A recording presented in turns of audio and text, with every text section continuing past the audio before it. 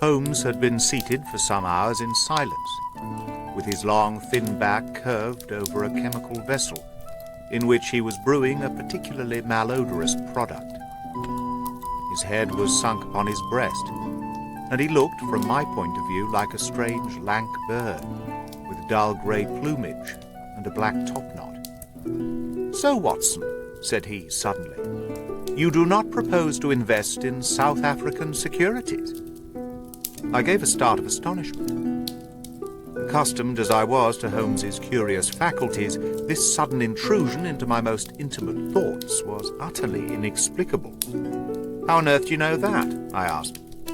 He wheeled round upon his stool with a steaming test tube in his hand and a gleam of amusement in his deep-set eyes.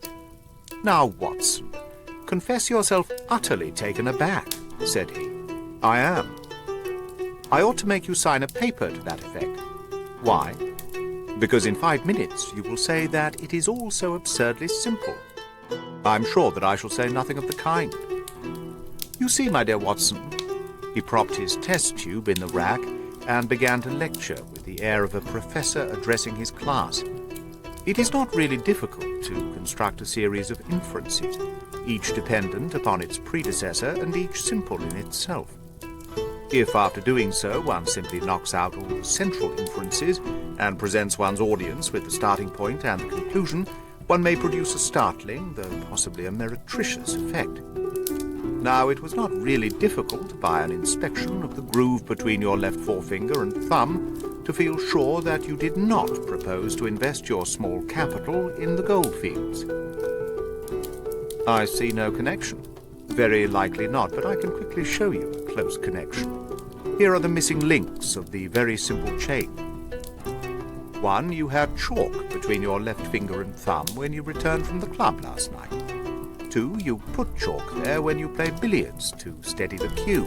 3. You never play billiards except with Thurston. 4. You told me 4 weeks ago that Thurston had an option on some South African property which would expire in a month, and which he desired you to share with him. 5. Your checkbook is locked in my drawer, and you have not asked for the key. 6. You do not propose to invest your money in this manner." "How absurdly simple!" I cried. "Quite so," said he, a little nettled. "Every problem becomes very childish when once it is explained to you. Here is an unexplained one. See what you can make of that, friend Watson." He tossed a sheet of paper upon the table and turned once more to his chemical analysis. I looked with amazement at the absurd hieroglyphics upon the paper. "Why, Holmes, it's a child's drawing," I cried. "Oh, that's your idea. What else should it be?" "That is what Mr. Hilton Cubitt of Ridingthorpe Manor, Norfolk, is very anxious to know. This little conundrum came by the first post, and he was to follow by the next train. There's a ring at the bell, Watson. I should not be very much surprised if this were he." A heavy step was heard upon the stairs, and an instant later there entered a tall, ruddy, clean-shaven gentleman, whose clear eyes and florid cheeks told of a life led far from the fogs of Baker Street. He seemed to bring a whiff of his strong, fresh, bracing East Coast air with him as he entered. Having shaken hands with each of us, he was about to sit down, when his eye rested upon the paper with the curious markings, which I had just examined and left upon the table. "Well, Mr. Holmes, what do you make of these?" he cried. "They told me that you were fond of queer mysteries, and I don't think you can find a queerer one than that. I sent the paper on ahead, so that you might have time to study it before I came." "It is certainly rather a curious production," said Holmes. "At first sight it would appear to be some childish prank. It consists of a number of absurd little figures dancing across the paper on which they are drawn. Why should you attribute any importance to so grotesque an object?" "I never should, Mr. Holmes, but my wife does. It is frightening her to death. She says nothing, but I can see the terror in her eyes. That's why I want to sift the matter to the bottom." Holmes held up the paper so that the sunlight shone full upon it. It was a page torn from a notebook. The markings were done in pencil. Holmes examined it for some time, and then, folding it carefully up, he placed it in his pocket-book. "This promises to be a most interesting and unusual case," he said. You gave me a few particulars in your letter, Mr. Hilton Cubitt, but I should be very much obliged if you would kindly go over it all again, for the benefit of my friend Dr. Watson. I'm not much of a storyteller, said our visitor, nervously clasping and unclasping his great strong hands. You'll ask me anything that I don't make clear. I'll begin at the time of my marriage last year. But I want to say, first of all, that though I'm not a rich man, my people have been at Ridingthorpe for a matter of 5 centuries, and there is no better-known family in the county of Norfolk. Last year I came up to London for the Jubilee, and I stopped at a boarding-house in Russell Square, because Parker, the vicar of our parish, was staying in it. There was an American young lady there. Patrick was the name, Elsie Patrick. In some way we became friends. Until before my month was up, I was as much in love as man could be. We were quietly married at a registry office, and we returned to Norfolk a wedded couple. You'll think it very mad, Mr. Holmes, that a man of a good old family should marry a wife in this fashion, knowing nothing of her past or of her people. But if you saw her and knew her, it would help you to understand. She was very straight about it, was Elsie. I can't say that she did not give me every chance of getting out of it, if I wished to do so. I have had some very disagreeable associations in my life, said she. I wish to forget all about them. I would rather never allude to the past, for it is very painful to me. If you take me, Hilton, you will take a woman who has nothing that she need be personally ashamed of, but you will have to be content with my word for it, and to allow me to be silent as to all that passed up to the time when I became yours. If these conditions are too hard, then go back to Norfolk and leave me to the lonely life in which you found me. It was only the day before our wedding that she said those very words to me. I told her that I was content to take her on her own terms, and I have been as good as my word. Well, we've been married now for a year, and very happy we have been. But about a month ago, at the end of June, I saw for the first time signs of trouble. One day my wife received a letter from America. I saw the American stamp. She turned deadly white, read the letter, and threw it into the fire. She made no allusion to it afterwards, and I made none, for a promise is a promise. But she has never known an easy hour from that moment. There is always a look of fear upon her face, a look as if she were waiting and expecting. She would do better to trust me. She would find that I was her best friend. But until she speaks, I can say nothing. Mind you, she is a truthful woman, Mr. Holmes, and whatever trouble there may have been in her past life, it has been no fault of hers. I'm only a simple Norfolk squire, but there is not a man in England who ranks his family honour more highly than I do. She knows it well, and she knew it well before she married me. She would never bring any stain upon it. Of that I'm sure. Well, now I come to the queer part of my story. About a week ago, it was the Tuesday of last week, I found on one of the windowsills a number of absurd little dancing figures, like those upon the paper. They were scrawled with chalk. I thought it was the stable boy who had drawn them, but the lad swore he knew nothing about it. Anyway, they had come there during the night.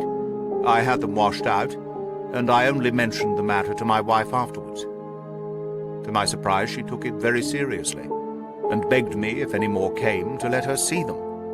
None did come for a week, and then yesterday morning I found this paper lying on the sundial in the garden. I showed it to Elsie, and down she dropped in a dead faint. Since then she has looked like a woman in a dream, half dazed, and with terror always lurking in her eyes. It was then that I wrote and sent the paper to you, Mr. Holmes. It was not a thing that I could take to the police, for they would have laughed at me. But you will tell me what to do. I am not a rich man, but if there is any danger threatening my little woman, I would spend my last copper to shield her. He was a fine creature, this man of the old English soil, simple, straight, and gentle, with his great, earnest blue eyes and broad, comely face. His love for his wife and his trust in her shone in his features. Holmes had listened to his story with the utmost attention. And now he sat for some time in silent thought. "Don't you think, Mr. Cupid," said he at last, "that your best plan would be to make a direct appeal to your wife, and to ask her to share her secret with you?" Hilton Cupid shook his massive head. "A promise is a promise, Mr. Holmes. If Elsie wished to tell me, she would.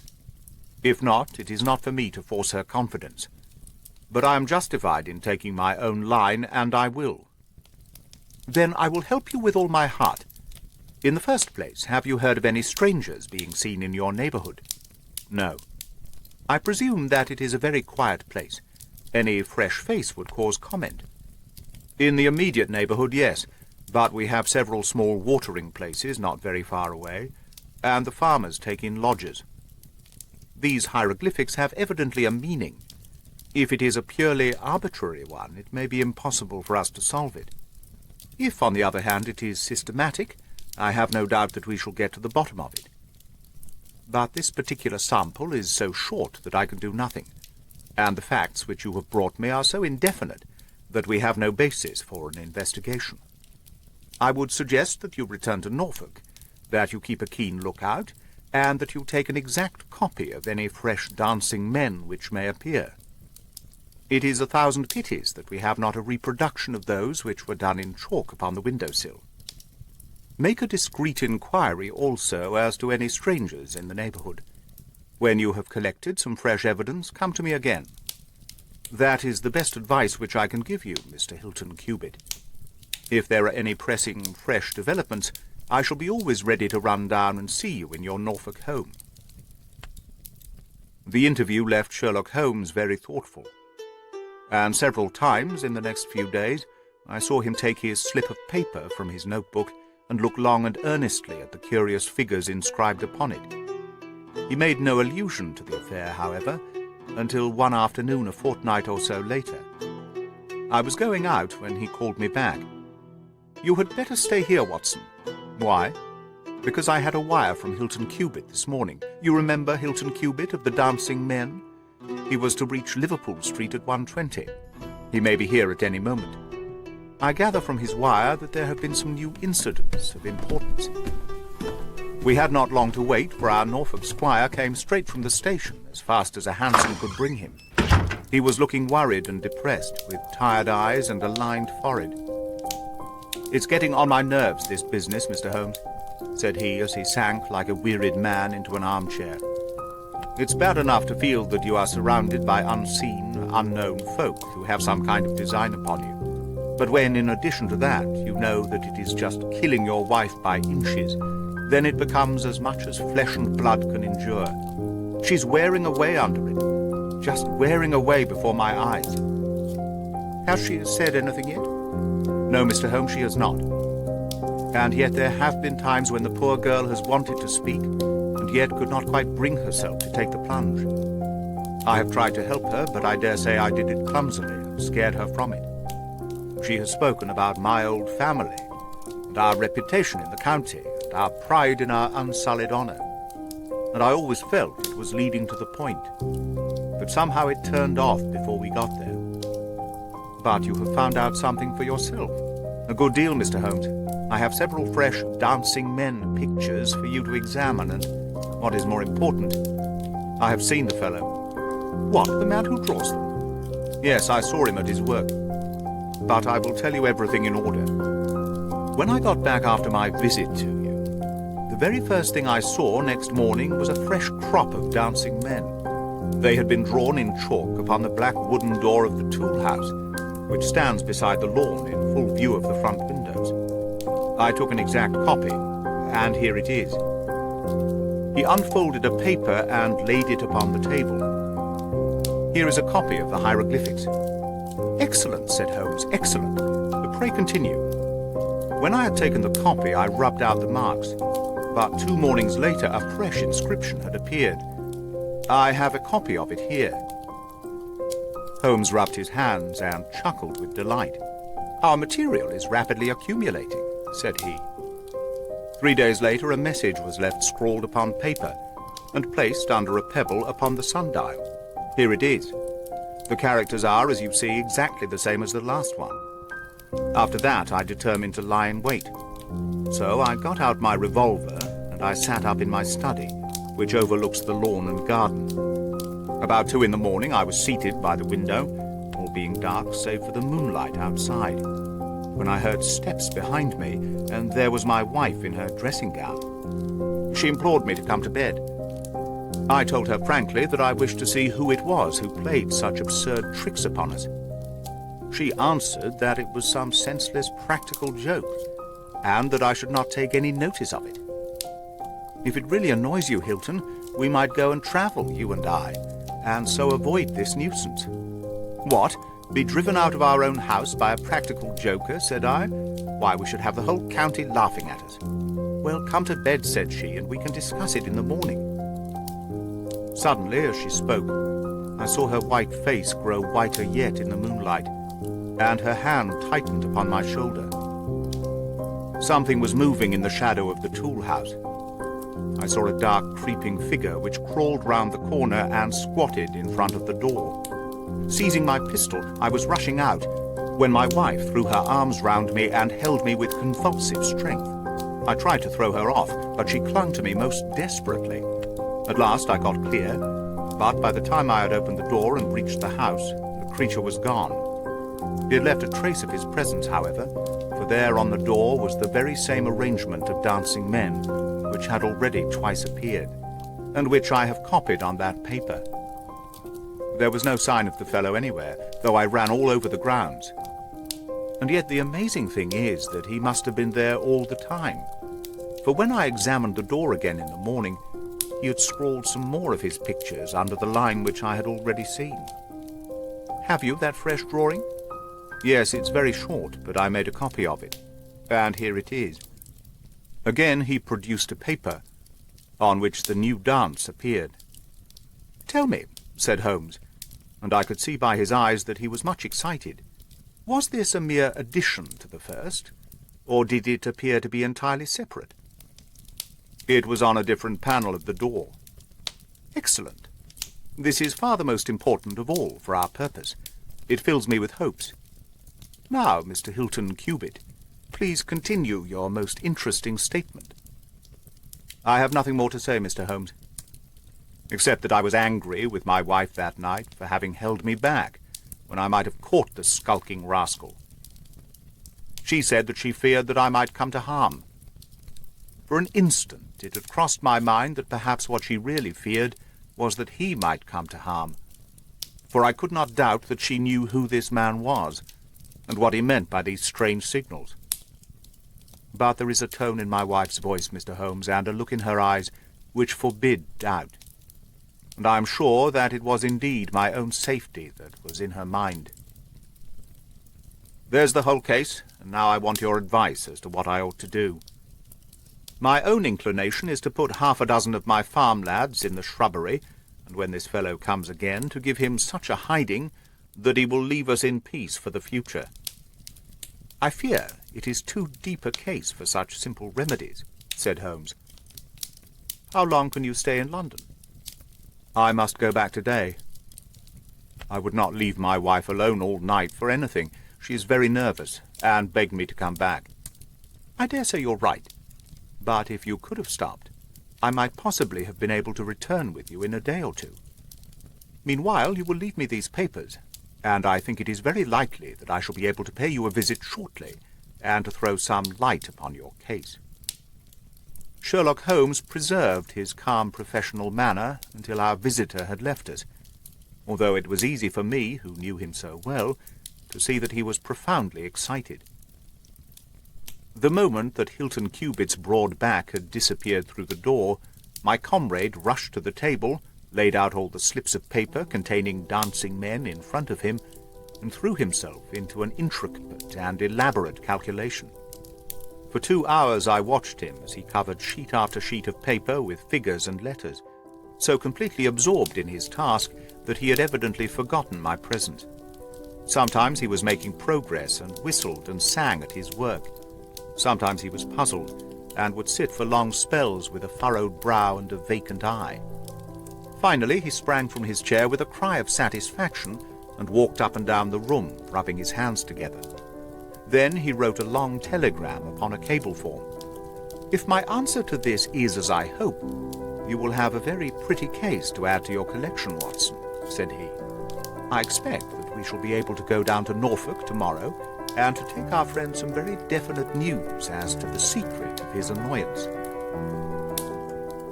I confess that I was filled with curiosity, but I was aware that Holmes liked to make his disclosures at his own time and in his own way. So I waited until it should suit him to take me into his confidence. But there was a delay in that answering telegram, and 2 days of impatience followed, during which Holmes pricked up his ears at every ring of the bell. On the evening of the 2nd there came a letter from Hilton Cubitt. All was quiet with him, save that a long inscription had appeared that morning upon the pedestal of the sundial. He enclosed a copy of it, which is here reproduced. Holmes bent over this grotesque frieze for some minutes, and then suddenly sprang to his feet with an exclamation of surprise and dismay. His face was haggard with anxiety. "We have let this affair go far enough," said he. "Is there a train to North Walsham tonight?" I turned up the timetable. The last had just gone. "Then we shall breakfast early and take the very first in the morning," said Holmes. "Our presence is most urgently needed. Ah, here is our expected cablegram. One moment, Mrs. Hudson, there may be an answer. No, that is quite as I expected. This message makes it even more essential that we should not lose an hour in letting Hilton Cubitt know how matters stand, for it is a singular and a dangerous web in which our simple Norfolk squire is entangled." So indeed it proved. And as I come to the dark conclusion of a story which had seemed to me to be only childish and bizarre, I experience once again the dismay and horror with which I was filled. Would that I had some brighter ending to communicate to my readers. But these are the chronicles of fact, and I must follow to their dark crisis the strange chain of events which for some days made Ridingthorpe Manor a household word through the length and breadth of England. We had hardly alighted at North Walsham, and mentioned the name of our destination, when the station-master hurried towards us. "I suppose that you are the detectives from London," said he. A look of annoyance passed over Holmes's face. "What makes you think such a thing?" "Because Inspector Martin from Norwich has just passed through. But maybe you are the surgeons. She's not dead, or wasn't by last accounts. You may be in time to save her yet, though it be for the gallows." Holmes's brow was dark with anxiety. "We are going to Ridingthorpe Manor," said he, "but we have heard nothing of what has passed there." "It's a terrible business," said the station-master. "They are shot, both Mr. Hilton Cubitt and his wife. She shot him, and then herself, so the servants say. He's dead, and her life is despaired of. Dear, dear, one of the oldest families in the county of Norfolk, and one of the most honoured." Without a word Holmes hurried to a carriage, and during the long 7 miles' drive he never opened his mouth. Seldom have I seen him so utterly despondent. He had been uneasy during all our journey from town, and I had observed that he had turned over the morning papers with anxious attention. But now this sudden realization of his worst fears left him in a blank melancholy. He leaned back in his seat, lost in gloomy speculation. Yet there was much around to interest us, for we were passing through as singular a countryside as any in England, where a few scattered cottages represented the population of today, while on every hand enormous square-towered churches bristled up from the flat green landscape, and told of the glory and prosperity of old East Anglia. At last the violet rim of the German Ocean appeared over the green edge of the Norfolk coast, and the driver pointed with his whip to 2 old brick and timber gables which projected from a grove of trees. "That's Ridingthorpe Manor," said he. As we drove up to the porticoed front door, I observed in front of it, beside the tennis lawn, the black tool house and the pedestaled sundial, with which we had such strange associations. A dapper little man with a quick, alert manner and a waxed moustache had just descended from a high dog-cart. He introduced himself as Inspector Martin of the Norfolk Constabulary, and he was considerably astonished when he heard the name of my companion. "Why, Mr. Holmes, the crime was only committed at 3 this morning. How could you hear of it in London, and get to the spot as soon as I?" "I anticipated it. I came in the hope of preventing it." "Then you must have important evidence of which we are ignorant, for they were said to be a most united couple." "I have only the evidence of the dancing men," said Holmes. "I will explain the matter to you later. Meanwhile, since it is too late to prevent this tragedy, I am very anxious that I should use the knowledge which I possess in order to ensure that justice be done. Will you associate me in your investigation, or will you prefer that I should act independently?" "I should be proud to feel that we were acting together, Mr. Holmes," said the inspector earnestly. "In that case I should be glad to hear the evidence and to examine the premises without an instant of unnecessary delay." Inspector Martin had the good sense to allow my friend to do things in his own fashion, and contented himself with carefully noting the results. The local surgeon, an old white-haired man, had just come down from Mrs. Hilton Cubitt's room, and he reported that her injuries were serious, but not necessarily fatal. The bullet had passed through the front of her brain, and it would probably be some time before she would regain consciousness. On the question of whether she had been shot or had shot herself, he would not venture to express any decided opinion. Certainly the bullet had been discharged at very close quarters. There was only the one pistol found in the room, 2 barrels of which had been emptied. Mr. Hilton Cubitt had been shot through the heart. It was equally conceivable that he had shot her and then himself, or that she had been the criminal, for the revolver lay upon the floor midway between them. "Has he been moved?" asked Holmes. "We have moved nothing except the lady. We could not leave her lying wounded upon the floor." "How long have you been here, Doctor?" "Since 4 o'clock. "Anyone else?" "Yes, the constable here." "And you have touched nothing?" "Nothing." "You have acted with great discretion. Who sent for you?" "The housemaid, Saunders." "Was it she who gave the alarm?" "She and Mrs. King, the cook." "Where are they now?" "In the kitchen, I believe." "Then I think we had better hear their story at once." The old hall, oak-panelled and high-windowed, had been turned into a court of investigation. Holmes sat in a great old-fashioned chair, his inexorable eyes gleaming out of his haggard face. I could read in them a set purpose to devote his life to this quest until the client, whom he had failed to save, should at last be avenged.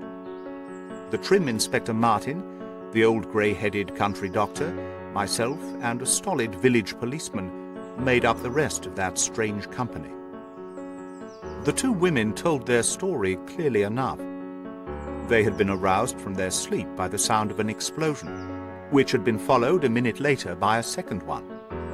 They slept in adjoining rooms, and Mrs. King had rushed into Saunders. Together they had descended the stairs. The door of the study was open, and a candle was burning upon the table. Their master lay upon his face in the centre of the room. He was quite dead. Near the window his wife was crouching, her head leaning against the wall. She was horribly wounded, and the side of her face was red with blood. She breathed heavily, but was incapable of saying anything. The passage, as well as the room, was full of smoke and the smell of powder. The window was certainly shut and fastened upon the inside. Both women were positive upon the point. They had at once sent for the doctor and for the constable. Then, with the aid of the groom and the stable boy, they had conveyed their injured mistress to her room. Both she and her husband had occupied the bed. She was clad in her dress, he in his dressing gown over his nightclothes. Nothing had been moved in the study. So far as they knew, there had never been any quarrel between husband and wife. They had always looked upon them as a very united couple.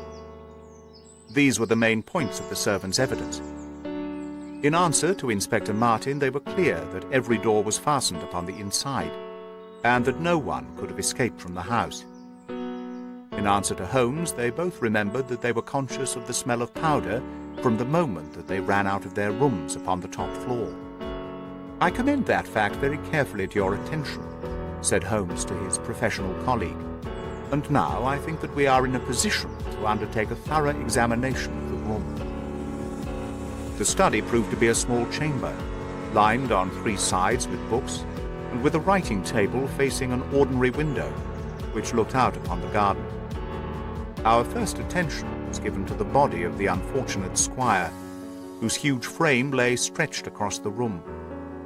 His disordered dress showed that he had been hastily aroused from sleep. The bullet had been fired at him from the front, and had remained in his body after penetrating the heart. His death had certainly been instantaneous and painless. There was no powder marking either upon his dressing gown or on his hands.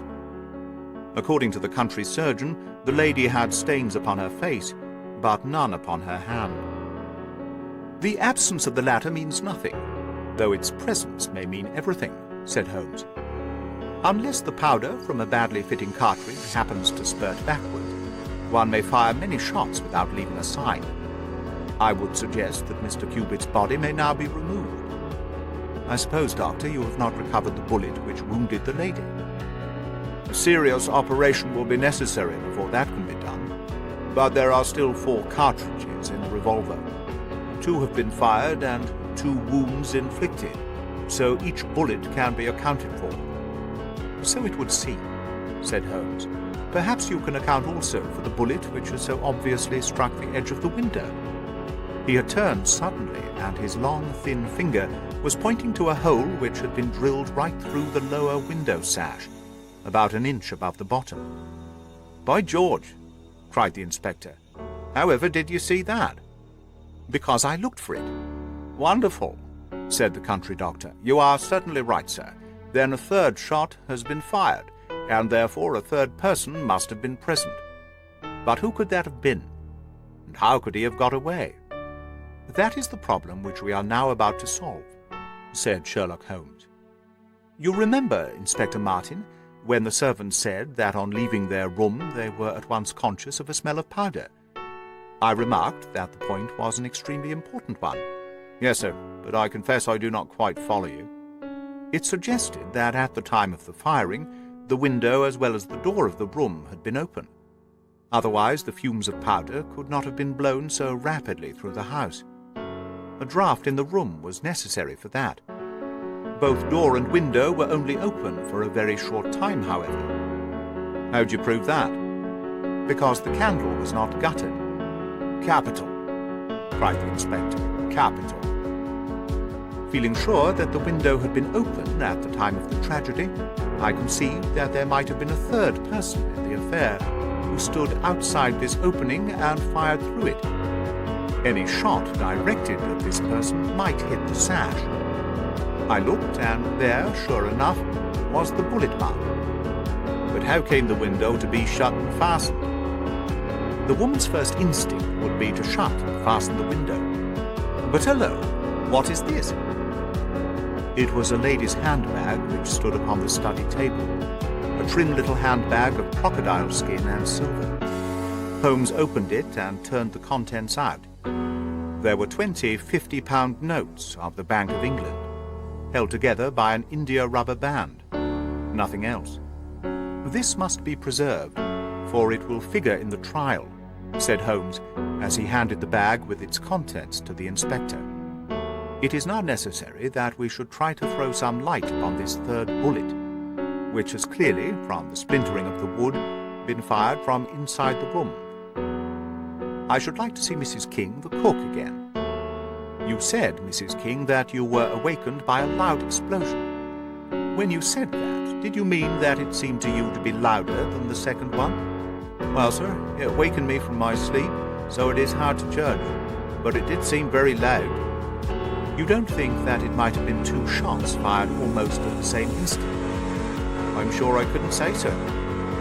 "I believe that it was undoubtedly so. I rather think, Inspector Martin, that we have now exhausted all that this room can teach us. If you will kindly step round with me, we shall see what fresh evidence the garden has to offer." A flower bed extended up to the study window. and we all broke into an exclamation as we approached it. The flowers were trampled down, and the soft soil was imprinted all over with footmarks. Large masculine feet they were, with peculiarly long, sharp toes. Holmes hunted about among the grass and leaves like a retriever after a wounded bird. Then, with a cry of satisfaction, he bent forward and picked up a little brazen cylinder. "I thought so," said he. "The revolver had an ejector, and here is the third cartridge. I really think, Inspector Martin, that our case is almost complete." The country inspector's face had shown his intense amazement at the rapid and masterful progress of Holmes's investigation. At first he had shown some disposition to assert his own position, but now he was overcome with admiration, and ready to follow without question wherever Holmes led. "Whom do you suspect?" he asked. "I'll go into that later. There are several points in this problem which I have not been able to explain to you yet. Now that I have got so far, I had best proceed on my own lines, and then clear the whole matter up once and for all." "Just as you wish, Mr. Holmes, so long as we get our man." "I have no desire to make mysteries, but it is impossible, at the moment of action, to enter into long and complex explanations. I have the threads of this affair all in my hand. Even if this lady should never recover consciousness, we can still reconstruct the events of last night and ensure that justice be done. First of all, I wish to know whether there is any inn in this neighborhood known as Elridge's. The servants were cross-questioned, but none of them had heard of such a place. The stable boy threw a light upon the matter by remembering that a farmer of that name lived some miles off, in the direction of East Ruston. Is it a lonely farm?" "Very lonely, sir." "Perhaps they have not yet heard of all that happened here during the night." "Maybe not, sir." Holmes thought for a little, and then a curious smile played over his face. "Saddle a horse, my lad," said he. "I shall wish you to take a note to Elridge's farm." He took from his pocket the various slips of the dancing men. With these in front of him, he worked for some time at the study table. Finally, he handed a note to the boy with directions to put it into the hands of the person to whom it was addressed, and especially to answer no questions of any sort which might be put to him. I saw the outside of the note, addressed in straggling, irregular characters, very unlike Holmes's usual precise hand. It was consigned to Mr. Abe Slaney, Elridge's Farm, East Ruston, Norfolk. "I think, Inspector," Holmes remarked, "that you would do well to telegraph for an escort, as, if my calculations prove to be correct, you may have a particularly dangerous prisoner to convey to the county jail. The boy who takes this note could no doubt forward your telegram.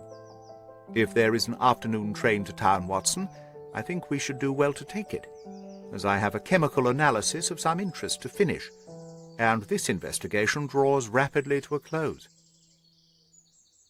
When the youth had been dispatched with the note, Sherlock Holmes gave his instructions to the servants.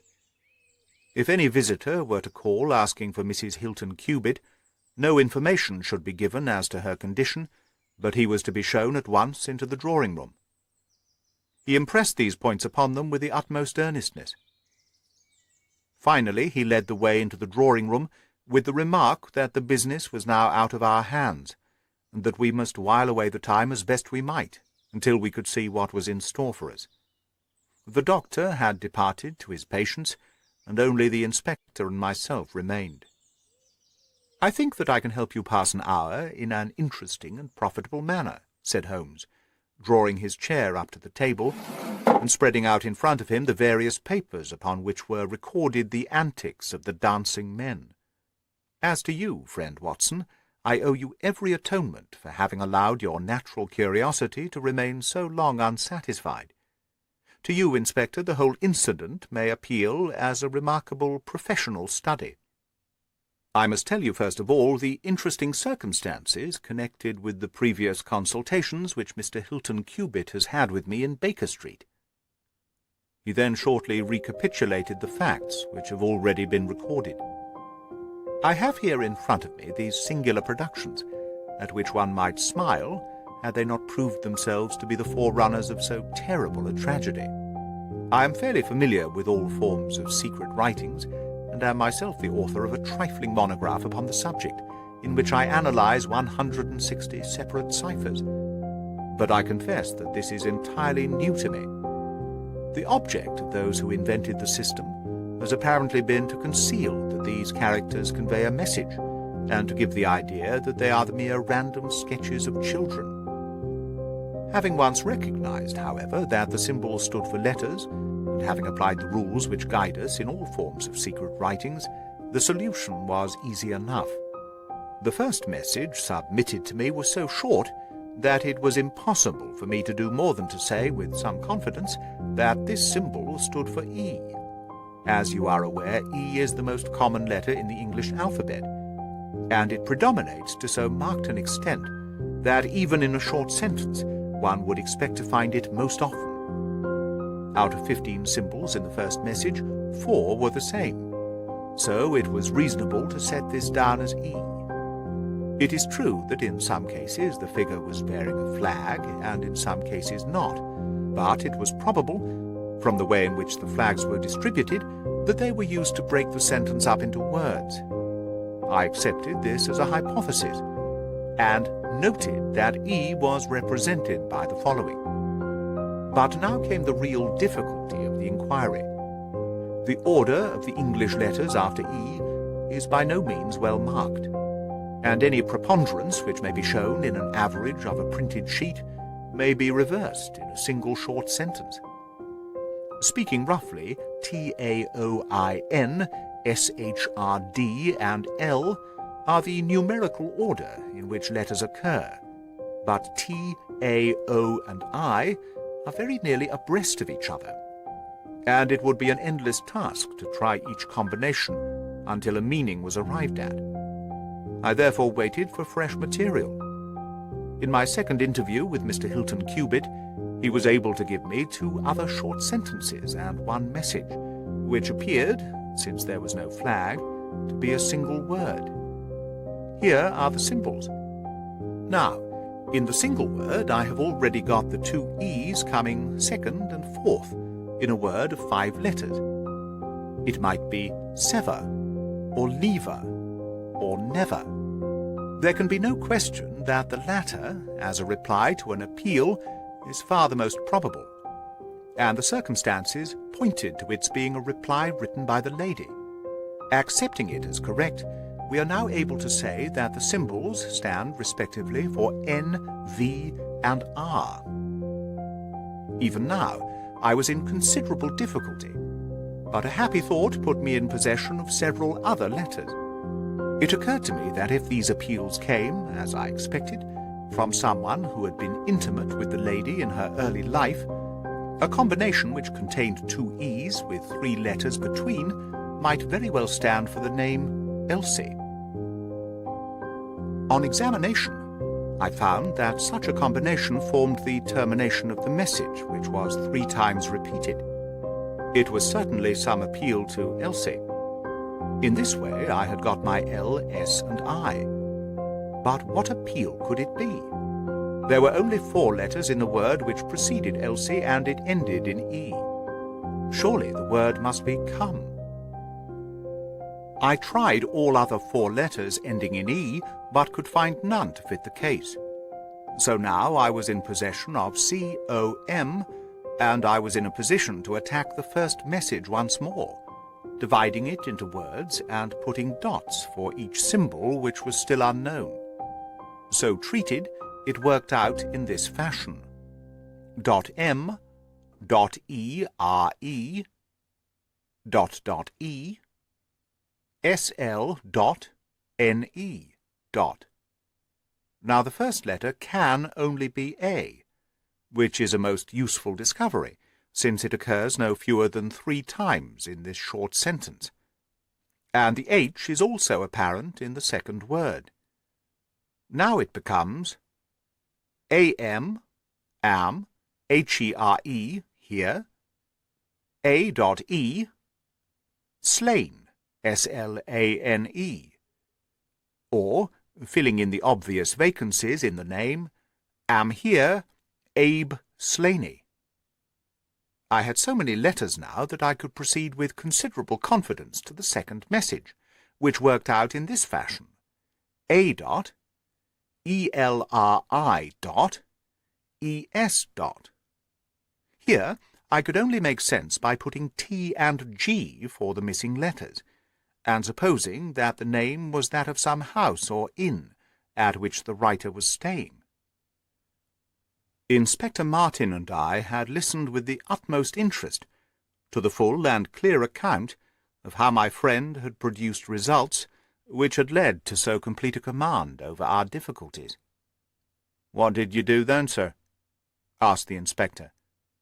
I had every reason to suppose that this Abe Slaney was an American, since Abe is an American contraction, and since a letter from America had been the starting point of all the trouble. I had also every cause to think that there was some criminal secret in the matter.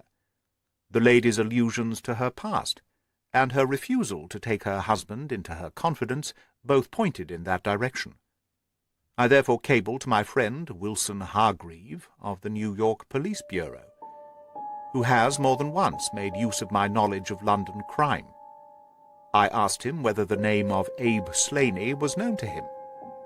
Here is his reply: "The most dangerous crook in Chicago." On the very evening upon which I had this answer, Hilton Cubitt sent me the last message from Slaney. Working with known letters, it took this form: ELSIE, Elsie, .RE.ARE, TO2, MEET, meet, THY, thy, GO. The addition of a P and a D completed a message which showed me that the rascal was proceeding from persuasion to threats, and my knowledge of the crooks of Chicago prepared me to find that he might very rapidly put his words into action. I at once came to Norfolk with my friend and colleague, Dr. Watson, but unhappily only in time to find that the worst had already occurred. "It is a privilege to be associated with you in the handling of a case," said the inspector warmly. "You will excuse me, however, if I speak frankly to you. You were only answerable to yourself, but I have to answer to my superiors. If this Abe Slaney, living at Elbridge's, is indeed the murderer, and if he has made his escape while I am seated here, I should certainly get into serious trouble." "You need not be uneasy. He will not try to escape." "How do you know?" "To fly would be a confession of guilt." "Then let us go arrest him." "I expect him here every instant." "But why should he come?" "Because I have written and asked him." "But this is incredible, Mr. Holmes. Why should he come because you have asked him? Would not such a request rather rouse his suspicions and cause him to fly?" "I think I have known how to frame the letter," said Sherlock Holmes. "In fact, if I am not very much mistaken, here is the gentleman himself coming up the drive." A man was striding up the path which led to the door. He was a tall, handsome, swarthy fellow, clad in a suit of grey flannel, with a Panama hat, a bristling black beard, and a great aggressive hooked nose, and flourishing a cane as he walked. He swaggered up a path as if the place belonged to him, and we heard his loud, confident peal at the bell. "I think, gentlemen," said Holmes quietly, "that we had best take up our position behind the door. Every precaution is necessary when dealing with such a fellow. You will need your handcuffs, Inspector. You can leave the talking to me." We waited in silence for a minute, one of those minutes which one can never forget. Then the door opened and the man stepped in. In an instant Holmes clapped a pistol to his head, and Martin slipped the handcuffs over his wrists. It was all done so swiftly and deftly that the fellow was helpless before he knew that he was attacked. He glared from one to the other of us with a pair of blazing black eyes. Then he burst into a bitter laugh. "Well, gentlemen, you have the drop on me this time. I seem to have knocked up against something hard. But I came here in answer to a letter from Mrs. Hilton Cubitt. Don't tell me that she is in this. Don't tell me that she helped to set a trap for me. Mrs. Hilton Cubitt was seriously injured and is at death's door." The man gave a hoarse cry of grief, which rang through the house. "You're crazy," he cried fiercely. "It was he that was hurt, not she. Who would have hurt little Elsie? I may have threatened her, God forgive me, but I would not have touched a hair of her pretty head. Take it back, you. Say that she is not hurt. She was found badly wounded by the side of her dead husband." He sank with a deep groan on the settee and buried his face in his manacled hands. For 5 minutes he was silent. Then he raised his face once more and spoke with the cold composure of despair. "I have nothing to hide from you, gentlemen," said he. "If I shot the man, he had his shot at me, and there's no murder in that.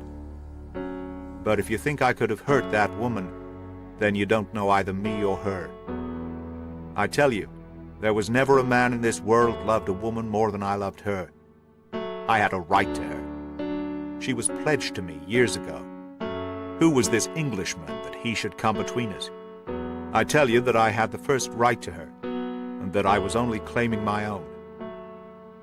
She broke away from your influence when she found the man that you are," said Holmes sternly. "She fled from America to avoid you, and she married an honorable gentleman in England. You dogged her and followed her, and made her life a misery to her, in order to induce her to abandon the husband whom she loved and respected, in order to fly with you, whom she feared and hated. You have ended by bringing about the death of a noble man, driving his wife to suicide. That is your record in this business, Mr. Abe Slaney, and you will answer for it to the law. If Elsie dies, I care nothing what becomes of me," said the American. He opened one of his hands and looked at a note crumpled up in his palm. "See here, mister," he cried with a gleam of suspicion in his eyes. "You're not trying to scare me over this, are you? If the lady is hurt as bad as you say, who was it that wrote this note?" He tossed it forward onto the table. "I wrote it, to bring you here. You wrote it.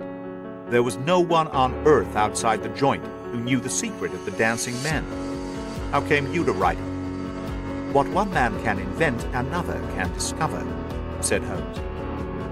"There is a cab coming to convey you to Norwich, Mr. Slaney.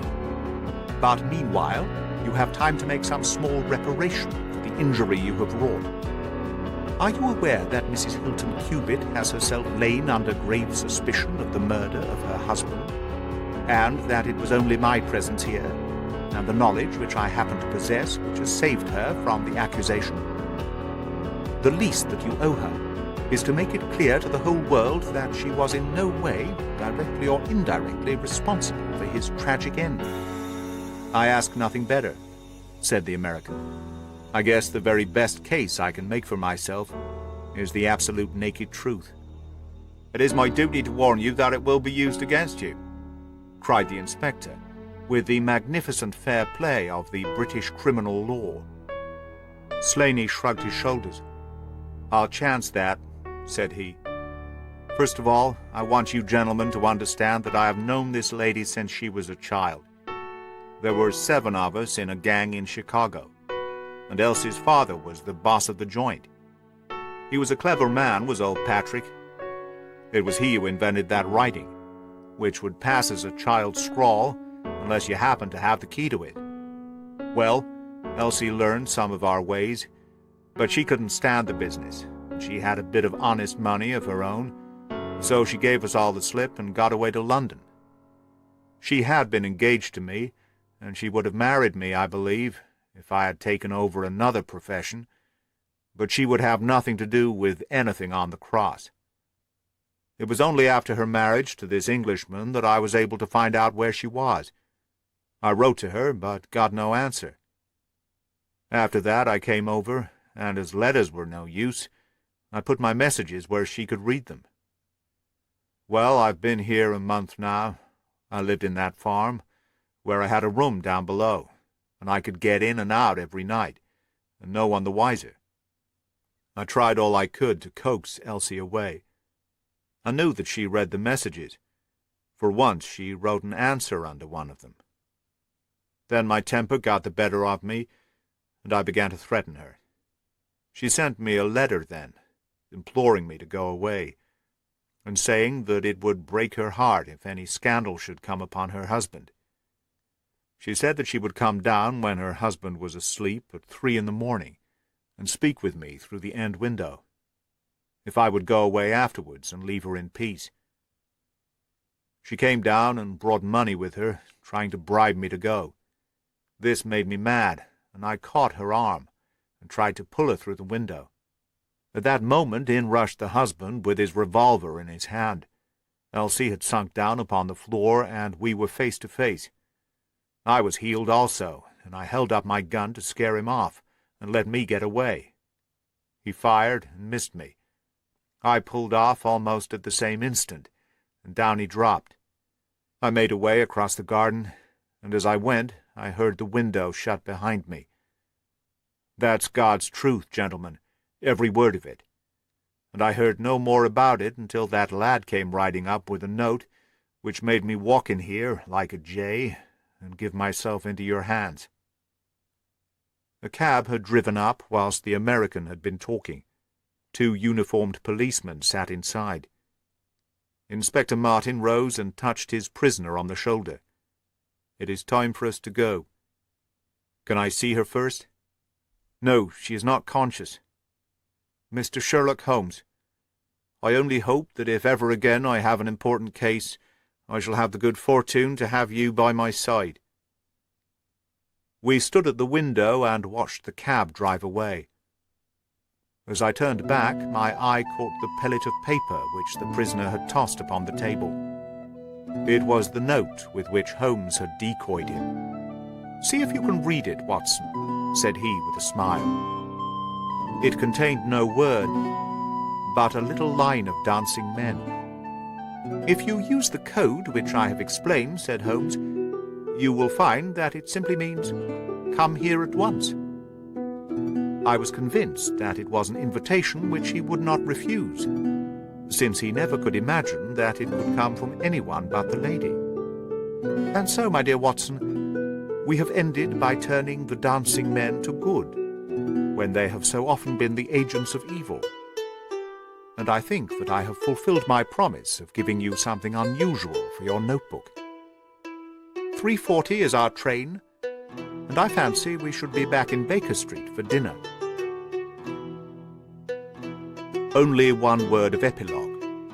The American, Abe Slaney, was condemned to death at the Winter Assizes at Norwich, but his penalty was changed to penal servitude in consideration of mitigating circumstances, and the certainty that Hilton Cubitt had fired the first shot. Of Mrs. Hilton Cubitt, I only know that I have heard she recovered entirely, and that she still remains a widow, devoting her whole life to the care of the poor and to the administration of her husband's estate.